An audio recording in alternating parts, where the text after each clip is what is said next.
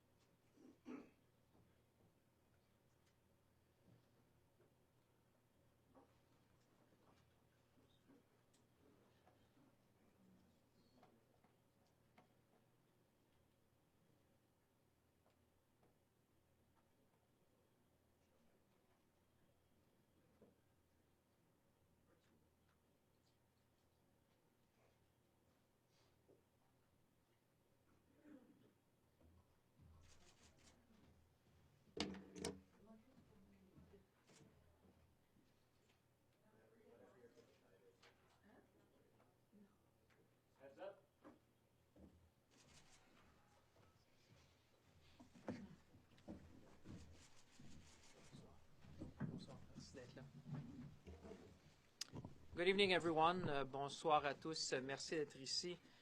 The Prime Minister spent much of the day meeting with the families of the victims of Ukrainian Airlines Flight 752, alongside his Parliamentary Secretary, Mr. Omar Agabra. They were deeply moved by what they heard in these meetings. I know families and Canadians have a lot of questions, and I can assure you that we will not rest until we get to the bottom of this. This, ladies and gentlemen, is a national tragedy. In a way, we all know the victims of this crash. The colleague that made you laugh on Monday mornings, the professor who helped you become the person you are today, the friend you could always count on, the parent you admired, the child you watched grow up.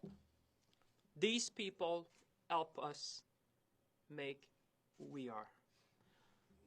Losing them like this unexpectedly and inexplicably is devastating for each and every Canadian.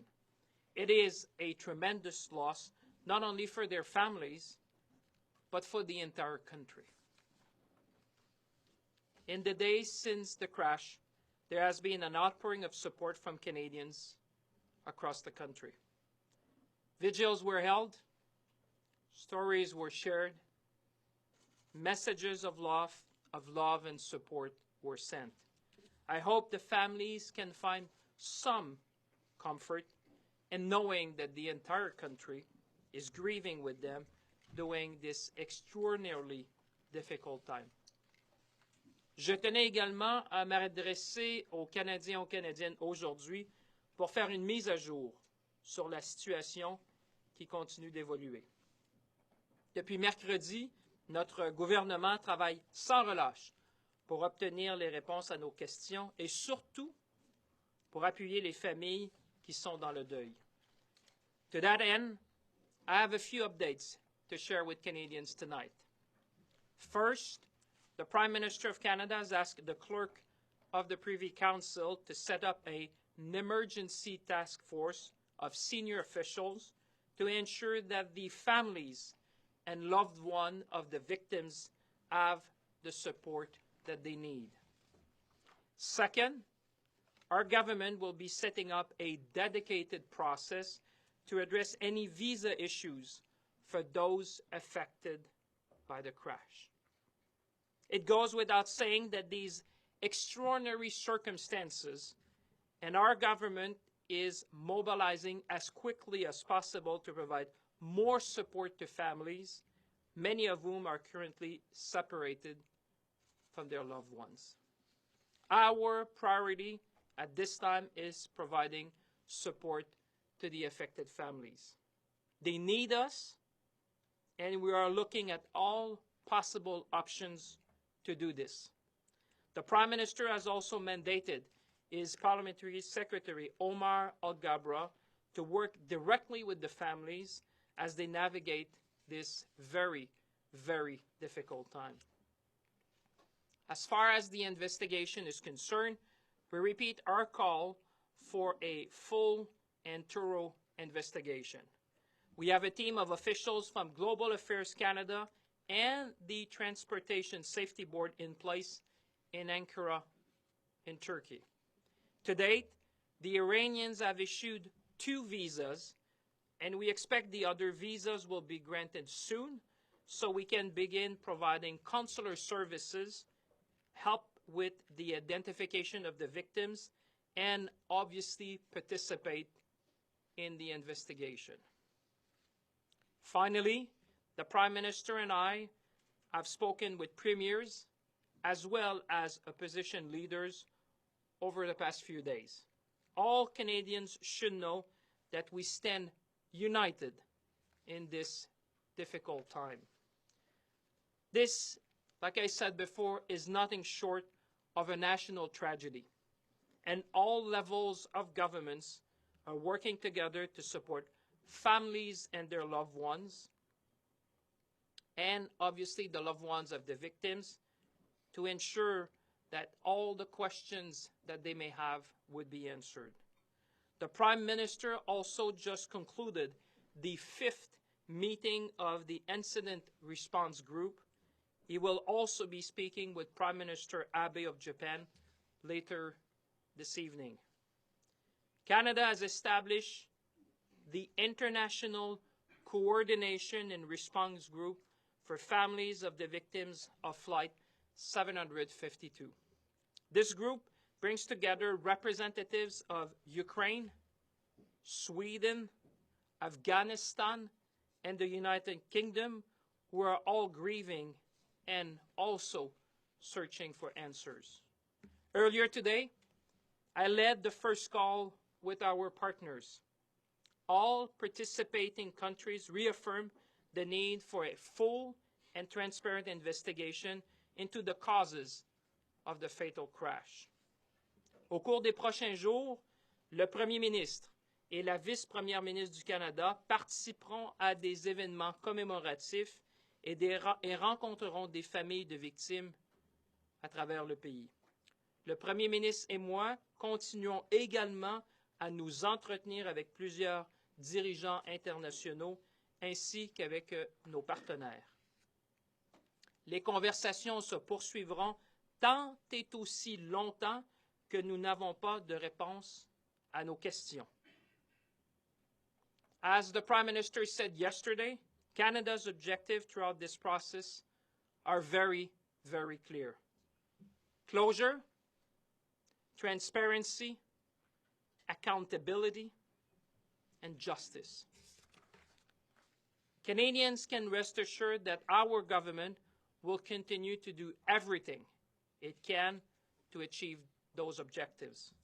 Comme le Premier ministre l'a dit hier, les objectifs du Canada dans cette affaire sont très, très clairs.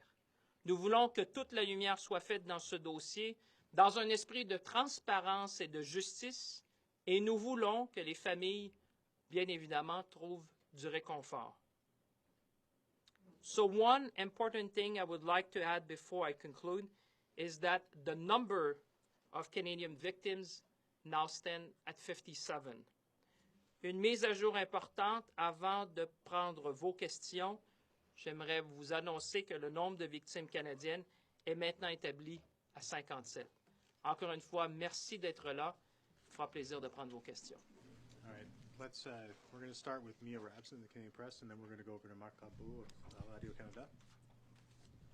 Can you maybe explain that last number, the number of victims, and is it still 138 people that were still heading to Canada? Yeah, what you saw is that this is a very fluid situation. We said that from the get-go in terms of identifying the number of victims, which would be Canadians on board. Based on the most recent information we have received, we were able to establish that the number of Canadian victims was not 63 but 57. This is based on additional information we had about birth date and comparing the travel documents that people were traveling on when they boarded the flight. Still 138 people were traveling to Canada? That's the number. That number has not changed to the best of my knowledge, but the number of Canadian victims have gone from 63 to 57. And also, do you have any concerns about the reports that the site has been cleared, that it's not secure, that maybe there's scavengers on the site, and if that's happening, what Canada might be able to actually do when you get there? Well, obviously, I'm concerned. Like all Canadians, we're looking at the image that are coming, and the first thing that we need to do, and I called upon the Iranian government, is to issue those visas. We have our rapid response team, which is currently based in Ankara. This is a team of 10 people from Global Affairs. We have 2 officials from the Transport Safety Board of Canada, which are also on their way to Ankara. We need visas for these people to get on the ground, to have eyes on the ground and boots on the ground to be able to provide the assistance and be able to provide, obviously, consular services to Canadians. To date, as we speak, the latest information I got is that 2 visas have been issued to our team. So there remain 10 visas that we want to, that we need, obviously, for our people to move into Tehran. And I've been calling the Foreign Minister of Turkey today to seek his assistance as well to make sure that the Iranian embassy in Ankara would be issuing the visas as quickly as possible, because we all know that in circumstances like the one we're facing, time is of the essence. Every hours matter, and we are pursuing that vigorously with all the authorities and partners around the world. Marc Abdul, Radio Canada, and then we'll go to Brian Tumulty, National Post. Allez-y, monsieur. Monsieur Champagne, depuis 24 heures, est-ce que des informations supplémentaires à propos de l'enquête ont été communiquées au gouvernement canadien? Et au moment où on se parle, pourriez-vous nous dire exactement qu'est-ce qu'il en est de l'accès au BST? Est-ce que cet accès-là auquel pourrait avoir droit le BST en Iran est connu à l'heure où on se parle? Est-il suffisant? Si oui. Écoutez, évidemment, l'enquête, il y a déjà une équipe ukrainienne, comme vous savez, qui est sur place. Ce que je comprends, il y a environ 50 officiels ukrainiens qui sont déjà sur place à Téhéran. Évidemment, les discussions se poursuivent avec les autorités iraniennes. C'est pour ça qu'en vertu du protocole de l'OACI, le Canada peut et veut et doit participer à l'enquête, évidemment, qui sera tenue. C'est pour ça que quand on a créé ce groupe de coordination internationale qui représente les pays où il y a des victimes, on veut parler d'une seule voix pour justement avoir cette force-là en disant que le gouvernement de l'Ukraine, de la Suède, de l'Afghanistan et du Royaume-Uni, évidemment avec le Canada, va être capable de parler d'une voix, parce que l'objectif de la création de ce groupe-là, c'est d'abord de parler d'une voix au niveau de l'enquête, pour avoir tous les accès nécessaires à la coalition, je vous dirais, qui a été formée. Et deuxièmement, pour être capable aussi de communiquer avec les victimes, parce qu'il faut se rappeler que la première chose, notre premier devoir, c'est face aux familles des victimes qui ont beaucoup de questions légitimes et auxquelles on doit répondre. Donc, évidemment, en formant un groupe comme celui-là, ça nous permet d'avoir de l'information. Aujourd'hui, l'appel qu'on a eu a duré, je pense, près d'une heure. Donc, ça nous permet d'obtenir l'information qui circule. Évidemment, ceux qui sont sur place présentement, c'est les représentants ukrainiens. Alors, c'est pour ça que depuis les dernières heures, avec le premier ministre, avec le gouvernement du Canada, notre première priorité, c'est d'obtenir les visas pour permettre à nos enquêteurs de pouvoir être sur place et aussi de permettre au personnel canadien de pouvoir être sur place pour offrir des services consulaires et permettre d'identifier aussi les victimes. Le compte-rendu de la Maison-Blanche cet après-midi précise que le secrétaire Pompeo a abordé avec vous la question de mandat accru de l'OTAN dans la région. Est-ce que vous avez reçu une demande concrète lors de cet appel? Est-ce que le Canada a l'intention de dire oui? Est-ce qu'il y a des conditions s'il dit oui? Alors, la majeure partie de ma discussion avec le secrétaire Pompeo, vous comprendrez, dans une journée de tragédie, dans une tragédie nationale comme celle qu'on vit au Canada, était surtout sur, évidemment, la question de l'écrasement de l'avion. On a eu la chance de parler, évidemment, de la question de l'Irak. On a parlé aussi de la mission. Mais je vous dirais, ce que vous avez vu dans le compte-rendu, c'est essentiellement ce qui s'est dit.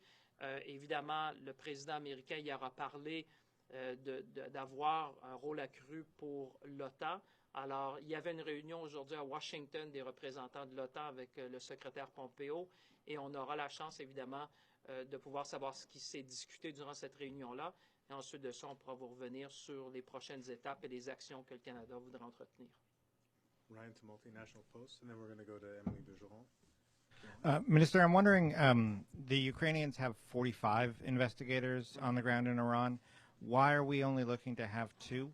And I'm also wondering, when our investigators get on the ground, should they get these visas, are you confident they're going to have access to everything they need in terms of the wreckage and the crash site, as well as the data from the black box?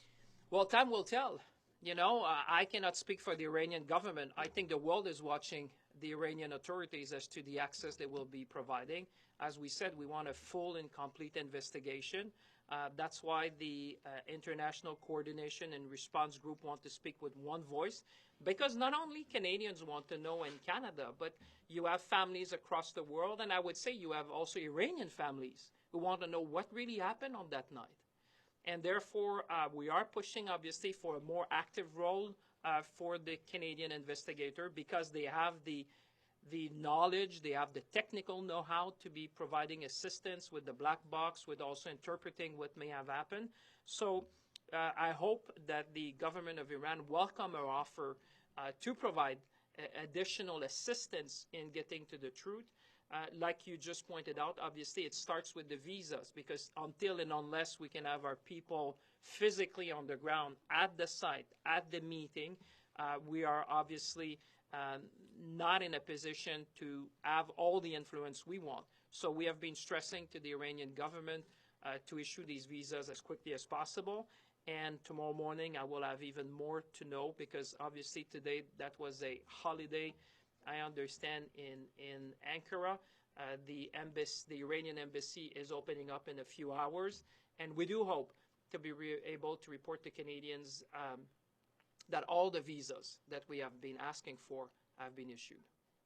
But only the 2 investigators from Canada?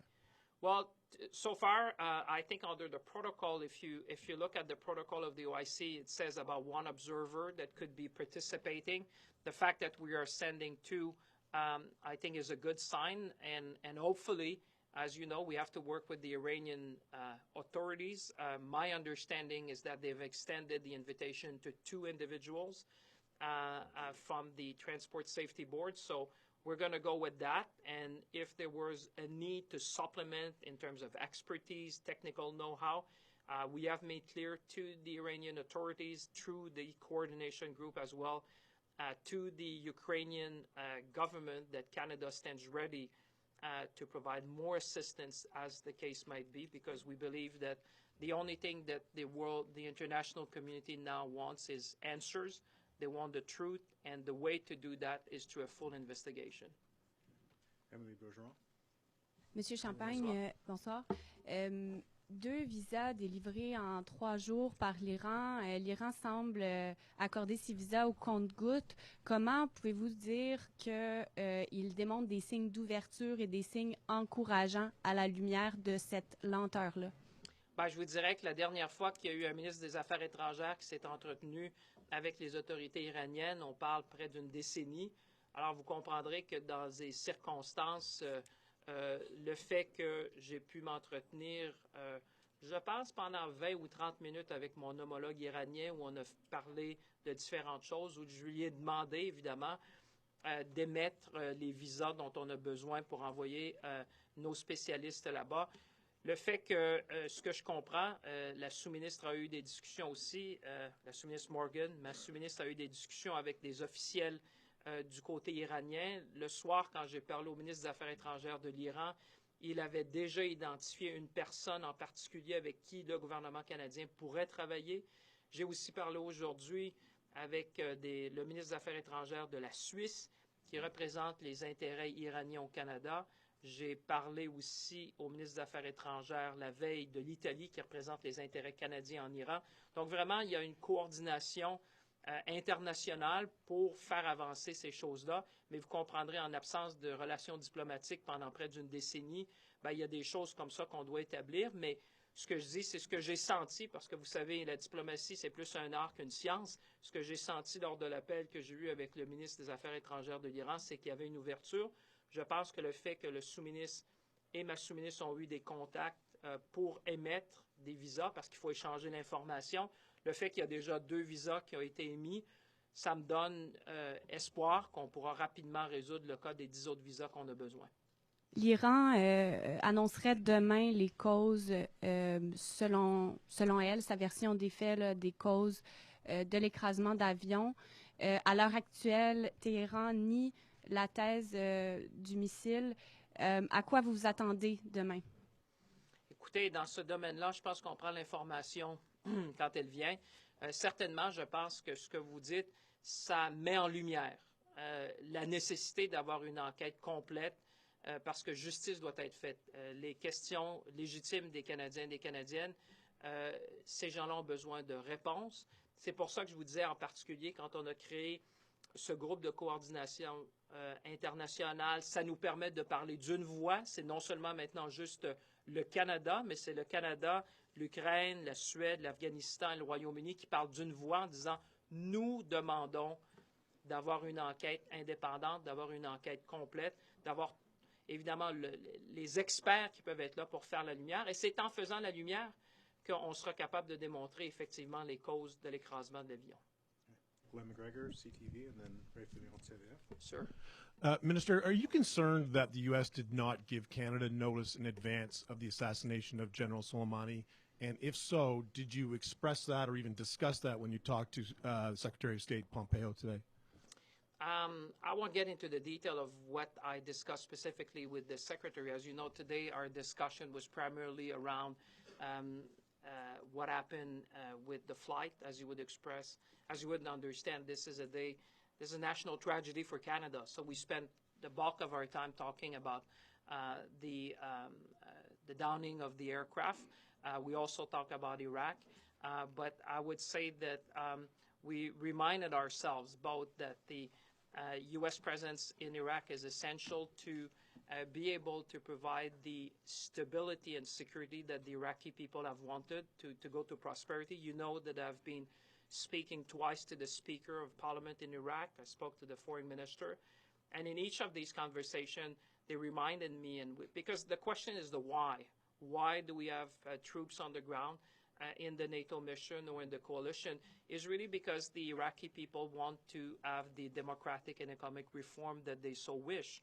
So we are there to provide security. By providing security, we provide stability and eventually prosperity. So the discussion was around the fact that the U.S. is a key element to make sure that we can protect our force, provide the logistics, and play a positive role, because I think everyone wants de-escalation in the region, and I think Canada can play a positive role in that.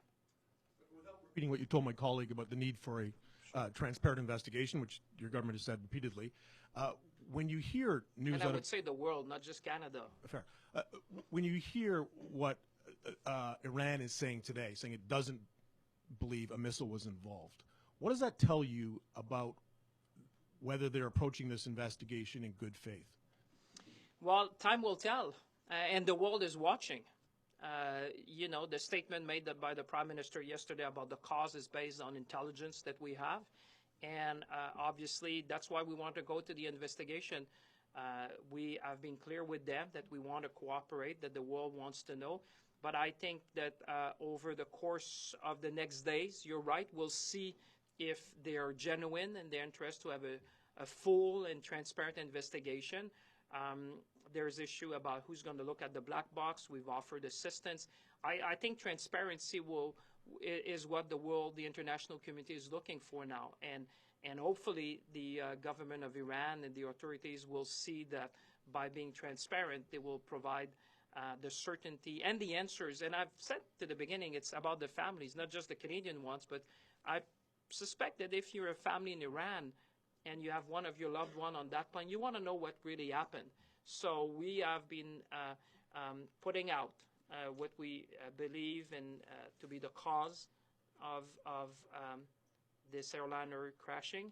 And obviously now it's going to be for Iran to hopefully take the right path and allow for this complete and full investigation.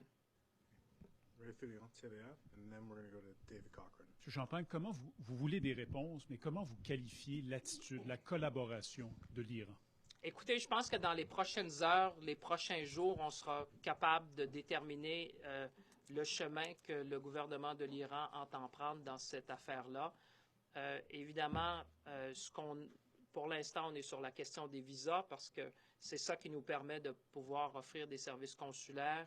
Ensuite de ça, ça nous permet évidemment de faire partie de l'enquête. Alors, je pense que les prochaines heures, et on s'est engagé, le Premier ministre et moi, à être très transparent avec les Canadiens et les Canadiennes, de venir devant vous régulièrement pour vous donner l'information qu'on a, les discussions qu'on a avec les différents partenaires. Le Premier ministre du Canada va parler au Premier ministre japonais ce soir.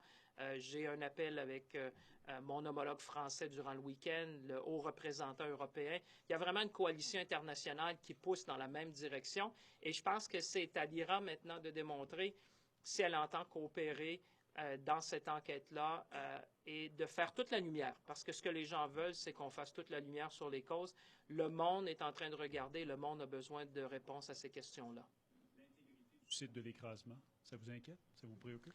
Bien, évidemment, comme vous, on a vu des images qui ont circulé sur les réseaux internationaux aujourd'hui. Ce que je comprends, sur la base des informations que j'ai obtenues aujourd'hui dans les discussions que j'ai eues avec différents homologues, c'est que suite à ces images-là ou suite à des événements qui se sont produits, ce que je comprends, c'est que à l'heure où on se parle, les autorités iraniennes auraient maintenant sécurisé ce site-là. Donc, ce que je comprends, c'est que le site maintenant est sécurisé et je pense qu'on doit tout faire, évidemment, pour faire dans les meilleures pratiques parce qu'on sait que dans les premières heures d'un événement comme celui-là, sécuriser le site en question est très important. Ce que je comprends, c'est qu'avec l'enquête internationale, avec les demandes qui ont été faites, ce que je comprends présentement, c'est que l'Iran a maintenant sécurisé le site et certains des éléments peuvent être déplacés dans un hangar pour reconstituer, évidemment, ce qui aurait pu se produire et les éléments de preuve qu'on pouvait trouver sur ce site-là. Unfortunately, due to time, Dave, you're going to be the last one. Okay, Minister, I just want to pick up on Sure. that point. You say the Iranians have apparently secured the crash site, but you said you want an investigation of transparency and accountability that brings closure, but we have seen that most, if not all of the debris has been removed before we're even into the country, that scavengers and a bulldozer have been on that site, but now you say it's been secured. So given what Let you me see... be clear, they've been secured since so the authorities that were on the ground, in light of what you just said, and we understand that some of these debris have been moved to an hangar at the airport to reconstruct the scene. That's my understanding. And as I told you, we don't have boots on the ground, so we work with assessments and what we receive. So what we understand is that some of that has been moved to hangar, what remains on the location, based on what you saw and what we saw, the team that is on the ground, so I would say the people of the representative in particular of Ukraine and others have called on the Iranian to make sure that following what you just described, that there would be police officers to preserve and to prevent exactly what you just said. Okay, you kind of jumped in before I got to my I'm question. sorry. So no, it's okay. But guess what I wanted to ask is that given that sequence of events and what we know, how much confidence do you have that the integrity of this investigation is intact and that Canadians can have confidence in its conclusions based on what appears to be a compromised site? Well, our experts will be able to tell. You know, that's why I say we have demanded as a international coordination and response group for Iran to use best practices. There are very well established best practices in the world when you have a crash site like that. We demand and obviously expect the Iranian government to follow that. The best way for us to be able to answer specifically to your question is when we're going to have our experts who are going to be able to go to this hangar, are going to be able to go to this crash site and identify and assess whether best practice was followed and what could be the conclusion following that. So that's why I always come back to the visas, because until and unless I can have, or we can have people on the ground, we have to rely on partners and we have to rely on information that we're getting to make sure that everything that could be done is done to protect the integrity of the investigation. So given the absence of the visas right now and given the public statements and reports coming out of Iran that they may announce the cause tomorrow, that they denied that a missile could have even been involved, what's your level of trust right now in the Iranians that they're doing this investigation properly to come to a proper conclusion? Well, my wish is to have our specialists on the ground as quickly as possible, because the Transport Safety Board, we have these specialists who will be able to make that assessment. I would like to hear from them before we start speculating about what may happen and what are the consequences of what may have happened. But do you trust them? I would say that for the time being, I watch like you the facts. What I want to have is an expert assessment. As soon as we have people on the ground, we will be able to tell Canadians what we hear and be able to provide updates. And that's why the investigation is so crucial. And that's why by creating, I think, the International Coordination and Response Group, that's the best, I would say, at least it's one of the best things we could do to make sure that we speak with one voice, make sure that everyone comes together. We are coordinated. That group, the principals will have weekly calls. Our officials will have daily calls on this so that we are able to provide all the information, pull that information, and pull in the same direction, which is the one, like the Prime Minister said, we want full accountability. We want answers to these questions, and the world is watching what the Iranian government is doing now. Thank you very much. Merci tout le monde. Bonne soirée. Thank you. Allez-y. Le Canada aurait-il aimé souhaiter avoir un préavis avant... Je vais répéter la question, je recommence. Alors, est-ce que le Canada aurait souhaité avoir un préavis de la part des États-Unis avant l'attaque contre le général Soleimani? C'est certain, quand on travaille dans une coalition avec nos partenaires, on est toujours en coordination. Plus on peut être coordonné dans les actions, parce que la première chose pour aller au fond de votre question, c'est de savoir comment on peut mieux protéger les hommes et les femmes qui servent présentement en Irak. Alors, toutes les mesures qui peuvent être prises pour assurer la santé, la sécurité des Canadiens qui sont déployés présentement en Irak pour aider le peuple irakien, évidemment, c'est des mesures qu'on favorise. Merci tout le monde. Bonne soirée, bon week-end.